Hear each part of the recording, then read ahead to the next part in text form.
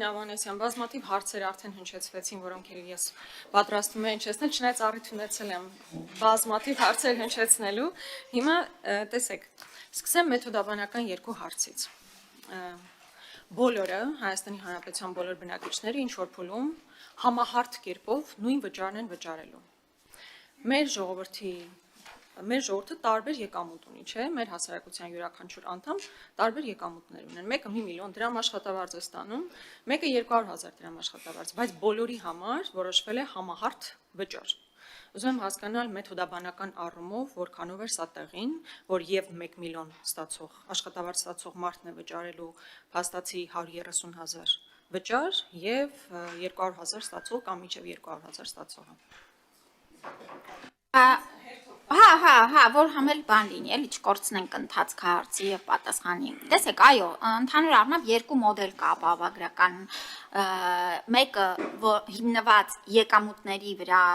տոկոսի գանձման տրամաբանությամբ, այսինքն աշխատավարձից որոշակի տոկոս է գանձվում ապահովագրական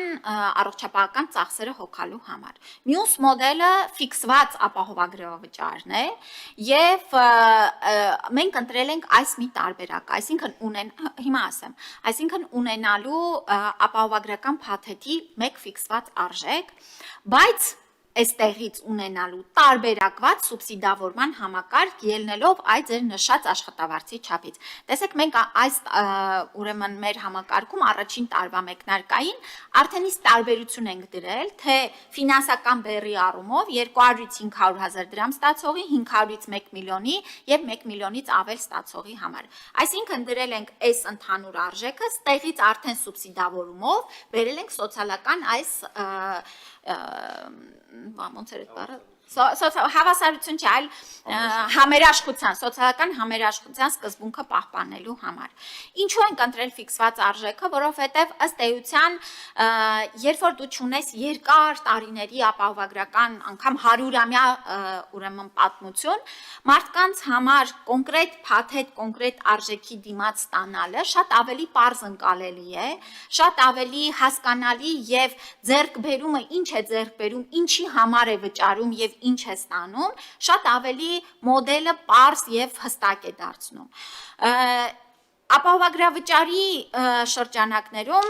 ուրեմն հետագայում էլ պետությունը այսօր օրինակ որոշել է, որ 65+-ին 100% է սուբսիդավորում։ Հաջորդ տարիներին կարող է սուբսիդավորման հավելյալ, ինչպես ասեցիք, չէ, մինչև 200,000 դրամ ստացողների համար ես վստահ եմ, որ կախված բյուջետային միջոցներից եւս գործելու են սուբսիդավորման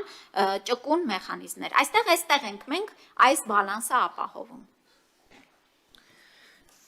Լավ, ես հասկացա մոտեցումը, միայն այստեղ մի դիտարկում պետք է անեմ Տիկին Ավանեսյան։ Երբ խոսվում է սուբսիդավորման մասին, այսինքն օրինակ, երբ քաղաքացին կարող է հետվճարը ստանալ, ես վստահ չեմ,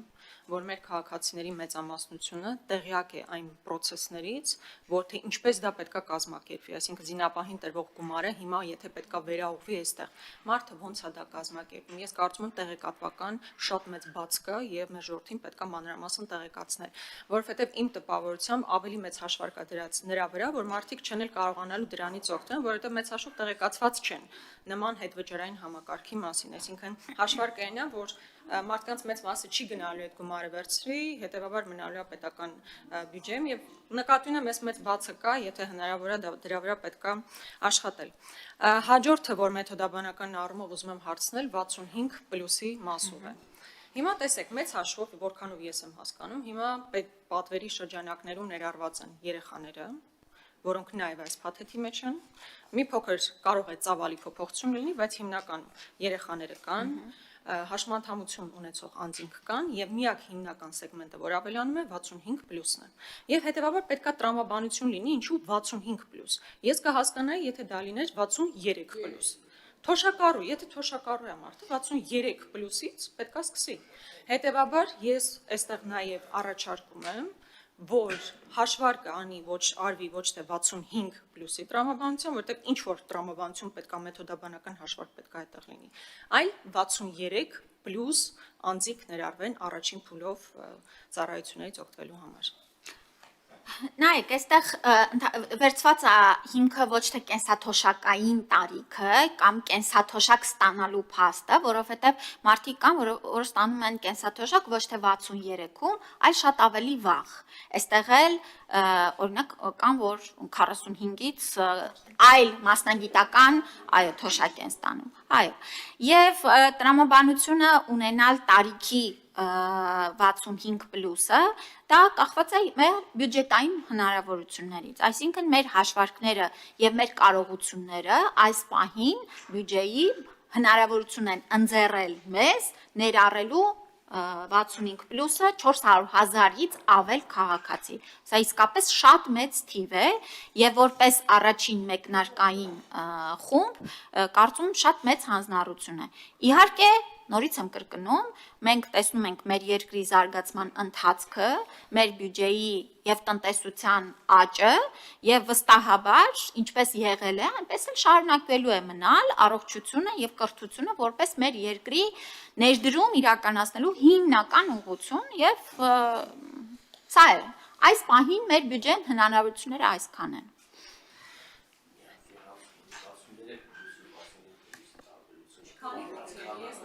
Բավական մեծ է։ Քանի հոգու մասին է խոսքը, Տիկին Ավանեսյան, եկեք պրակտիկ մինչև 100,000 հոգու։ Իսկ այդ 100,000-ից քանիսն է, որ աշխատող 200,000 եւ ավելի աշխատավարձ է ստանում եւ ցես տենես մտնելու են այս ցանկի մեջ։ Եթե դա անենք, դա կարող է շատ քիչ թիվ մնա։ Անել եք։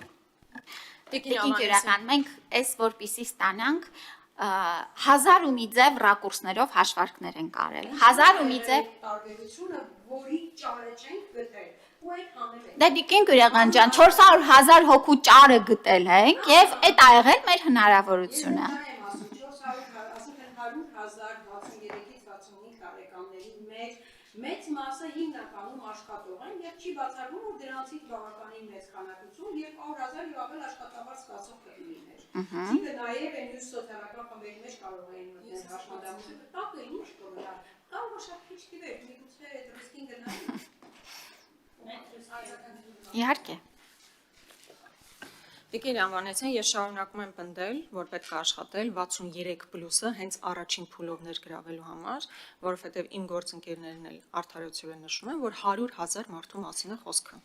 Հիմա եթե 400,000 գումարած երեխաներ, գումարած հաշմանդամություն ունեցող անձինք ինչ որ ձև հաշվարկվել է, այսինքն եթե օրինակ 12,600-ի փոխարեն 13,000 դրվեր, եթե այդ գումարը, այսինքն հաշվարկ անեինք, հնարավորություն կգտնվեր միանշանակ, որովհետև երբ որ ասում է 65+, պետք է բոլոր թոշակառուները, այսինքն տրամաբանություն պետք է լիներ, հստակ մեթոդաբանություն պետք է լիներ, որ 63+-ը բոլորը ներառված լինեն առաջին փուլով։ Ես հիմա սա, չգիտեմ, գրավոր առաջարկների նաև հնարավորություն լինելու, սա ներկայացնել եմ նաև գրավոր առաջարկությունների տրամաբանության մեջ։ Հաջորդը ծածկույթի մասին շատ խոսվեց, բայց հիմա տեսեք, ես իհարկե որպես ազգային ժողովի պատգամավոր հասկանում եմ, որ պետքա օրենքը ընդունվի, հետո համապատասխան որոշումը կայացվի, թե ծածկողականությունը մանրամասն ինչպիսի տեսք պետքա ունենա։ Բայց ազգային ժողովի պատգամավորը օրենք ընդունելիս դա իր ձեռքի տակ պետքա ունենա։ Հասկանալու համար ճիշտ հաշվարկ արված, ճիշտ հաշվարկ չի արված։ Օրինակ, եթե սոցփաթեթը 36,000 է, սա էլ մոտավորապես 130,000 է պետպատվերը։ Բա մեր ձեռքի տակ չլինի, հասկանանք, հիմա օբյեկտիվ պրոցես է գնում, թե այստեղ ինչ-որ խնդիրներ կան։ Ես առաջարկում եմ, մինչև օրենքի ընդունումը, իսկ դա լինելու է հաջորդ շաբաթ, ազգային ժողովի պատգամավորները հասանելիություն ունենան այդ փաթեթին։ Եթե օրենք ընդունելուց հետո դուք պետք է գնաք կառավարության նիստում դա հաստատեք, նշանակում է դուք արդեն աշխատել եք։ Պետք է ձեզ մոտ լինի, չէ՞, փաթեթը։ Ես ճիշտ եմ հասկանում, չէ՞, դուք փաթեթը արդեն ունեք։ Եթե փաթեթն ունեք, կարծում եմ պատգամավորներին փոխանցելու խնդիր չի առաջանում։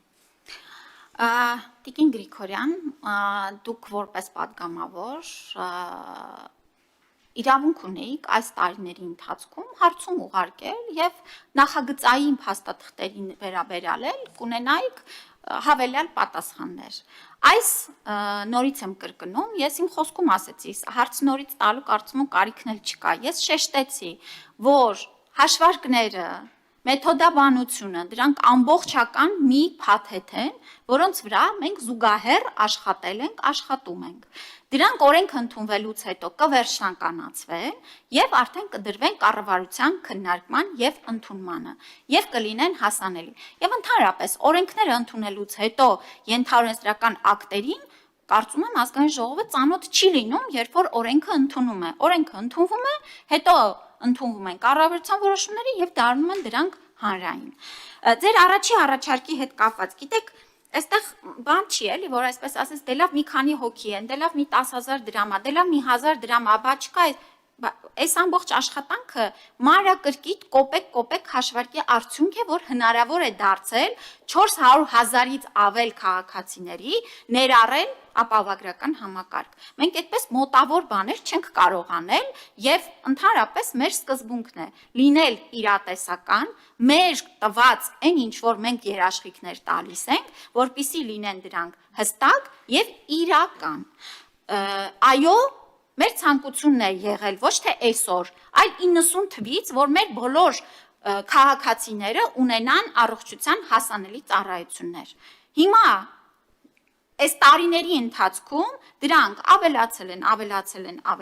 են եւ այս համակարգն էլ հեղափոխական մոտեցում է բերում, նորից եմ կրկնում, 400,000-ից ավել քաղաքացիների կյանքում։ Չէինք ուզի, որ բոլորը լինեին, իհարկե կուզեինք, եւ ուզելով է, որ մեր նաև վճարած հարկերի շնորհիվ է, որ մենք կարողանալու ենք հոգանք մեր քաղաքացիների առողջական ծախսերը։ Հիմա եթե մենք բոլորով, ժողովուրդ ջան, մեր բոլոր հարկերը պարտաճանաչ վճարենք եւ ավելի ու ավելի մեր պարտաճանաչությունը մեծացնենք, ապա կկարողանանք ապահովագրենք նաև 63 տարեկանից ավել, 60 տարեկանից ավել քաղաքացիներին։ Սա մեր որոշումն է, սա մեր քաղաքացիների որոշումն է։ Շնորհակալություն։ Ունեք էլի հարց ունեք Տիկին Գրիգորյան։ Այո, թողեք շարունակեմ, դեմ չեք, չէ։ Տիկին Ավանեսյան, ես առաջարկում եմ իմ կոնկրետ հարցադրումներին եւ առաջարկներին ոչ թե տեղափոխել պաթետիկ ելույթների դաշտ, այլ կոնկրետ արձագանքել։ Օրինակ 64 տարեկան մեր սիրելի հայրենակիցը ինչու հիմա չպետք է ստանա այդ նույն փաթեթը, ինչը ստանում է 65+-ը։ Դուք ասում եք, դա հաշվարկի հարց է, էլի հաշվարկի հարց է, բա ասում եք 4 տարի աշխատում ենք, 4 տարվա մեջ նենց աշխատեիք 63+-ից լներ։